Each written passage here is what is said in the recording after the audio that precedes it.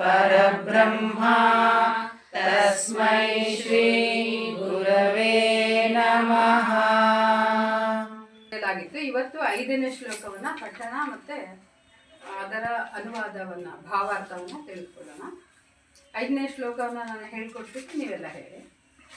ನಿರ್ಮಾಣ ಮೋಹಾಜಿತ ಸಂಗ ದೋಷ, ನಿರ್ಮಾಣ ಮೋಹಾಜಿತ ಸಂಗ ದೋಷ, ನಿರ್ಮಾಣ ಮೋಹಾಜಿತ ಸಂಗ ದೋಷ, ನಿರ್ಮಾಣ ಮೋಹಾಜಿತ ಸಂಗ ದೋಷ, ಅಧ್ಯಾತ್ಮ ನಿತ್ಯ ವಿನಿವೃತ್ತ ಕಾಮಾಃ, ಅಧ್ಯಾತ್ಮ ನಿತ್ಯ ವಿನಿವೃತ್ತ ಕಾಮಾಃ, ಅಧ್ಯಾತ್ಮ ನಿತ್ಯ ವಿನಿವೃತ್ತ ಕಾಮಾಃ, ಅಧ್ಯಾತ್ಮ ನಿತ್ಯ ವಿನಿವೃತ್ತ ಕಾಮಾಃ, ದ್ವಂದ್ವೈರ್ವಿಮುಕ್ತ ಸುಖ ದುಃಖ ಸಂಜ್ಞೈರ್, ದ್ವಂದ್ವೈರ್ವಿಮುಕ್ತ ಸುಖ ದುಃಖ ಸಂಜ್ಞೈರ್, ದ್ವಂದ್ವೈರ್ವಿಮುಕ್ತ ಸುಖ ದುಃಖ ಸಂಜ್ಞೈರ್, ದ್ವಂದ್ವೈರ್ವಿಮುಕ್ತ ಸುಖ ದುಃಖ ಸಂಜ್ಞೈರ್,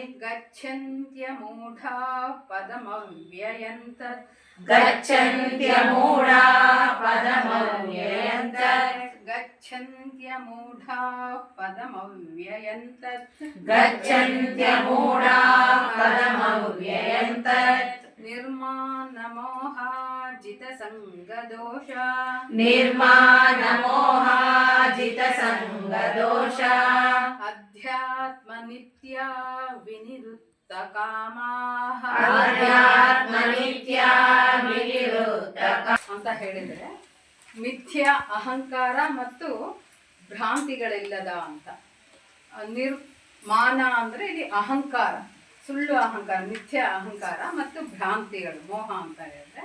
ಜಿತ ಸಂಘ ದೋಷ, ಜಿತ ಅಂದರೆ ಗೆಲ್ಲೋದು, ಸಂಘ ದೋಷ ಈ ದುಸ್ಸಂಗದ ಸಹವಾಸಗಳನ್ನ, ಅಧ್ಯಾತ್ಮ ಜ್ಞಾನವನ್ನ, ನಿತ್ಯ ಅಂದರೆ ಶಾಶ್ವತವಾದ, ವಿನಿವೃತ್ತ ಕಾಮ ಅಂದರೆ ಕಾಮನ ಸಂಘವಿಲ್ಲದ ಅಂತ ಹೇಳಿ, ಕಾಮದ ಸಂಘವಿಲ್ಲದ, ದ್ವಂದ್ವೈರ್ ಅಂದರೆ ದ್ವಂದ್ವಗಳಿಂದ, ವಿಮುಕ್ತ ಮುಕ್ತರಾದ, ಸುಖ ದುಃಖ ಸುಖ ದುಃಖಗಳೆಂಬ ದ್ವಂದ್ವಗಳಿಂದ ವಿಮುಕ್ತರಾದ ಅಂತ ಅರ್ಥ ಆಗುತ್ತೆ.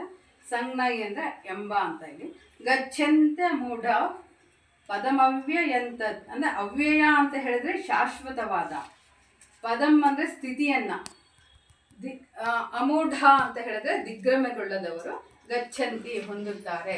ಇವುಗಳಿಂದ ದಿಗ್ಭ್ರಮೆಯನ್ನು ಹೊಂದದೇ ಇರುವವರು ಪರಮಾತ್ಮನ ಪರಮಧಾಮವನ್ನ ಹೊಂದುತ್ತಾರೆ ಅನ್ನೋದು ಇದರ ಅನುವಾದ, ಯಥಾಮಿತಿ. ಅದರ ಪದಗಳ ಅರ್ಥವನ್ನ ನೋಡ್ಕೊಂಡ್ರೆ, ಇದು ಸುಳ್ಳು ಪ್ರತಿಷ್ಠೆಯಿಂದ, ಮೋಹದಿಂದ ಮತ್ತೆ ದುಸ್ಸಂಗದಿಂದ ಮುಕ್ತರು ಯಾರಾಗಿರ್ತಾರೋ ಅವರು, ನಿತ್ಯವಾದುದನ್ನ ಅರಿತವರು, ಐಹಿಕ ಕಾಮವನ್ನ ತ್ಯಜಿಸಿದವರು, ಸುಖ ದುಃಖಗಳ ದ್ವಂದ್ವದಿಂದ ಬಿಡುಗಡೆಯಾದವರು ಮತ್ತು ಗೊಂದಲವಿಲ್ಲದೆ ಆ ಪರಮ ಪುರುಷನಿಗೆ ಶರಣಾಗುವುದು ಹೇಗೆ ಎಂಬುದನ್ನು ತಿಳಿದವರು, ಶಾಶ್ವತವಾದ ಪವಿತ್ರವಾದ ಭಗವಂತನ ಸಾನ್ನಿಧ್ಯದ ಧಾಮವನ್ನ ಪಡೆಯುವರು ಅನ್ನೋದು ಈ ಶ್ಲೋಕದ ಅನುವಾದ, ಸರಳ ಅನುವಾದ.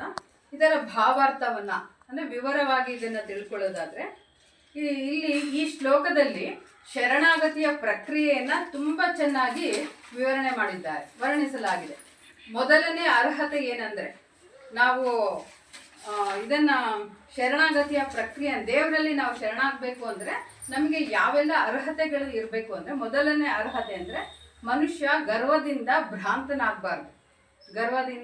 ಭ್ರಾಂತನಾಗಬಾರ್ದು, ತಾನೇ ಈ ಐಹಿಕ ಪ್ರಪಂಚದ ಪ್ರಭು ಎಂದುಕೊಂಡು ನಮ್ಮಲ್ಲಿರುವ ಜೀವಾತ್ಮ, ನಮ್ಮಲ್ಲಿ ಆತ್ಮ ಇದೆಯಲ್ಲ ಅದು ಜೀವಾತ್ಮ, ಜಂಬದಿಂದ ಬೀಗ್ತಾ ಇದ್ದಾನೆ. ನಮ್ಮಲ್ಲಿರೋ ಜೀವಾತ್ಮ ಏನಂದ್ಕೊಂಡಿದ್ದಾನೆ, ಈ ಐಹಿಕ ಪ್ರಪಂಚದ ಪ್ರಭು ನಾನೇ ಅಂತ ತಿಳ್ಕೊಂಡು ಬೀಗ್ತಾ ಇದ್ದಾನೆ.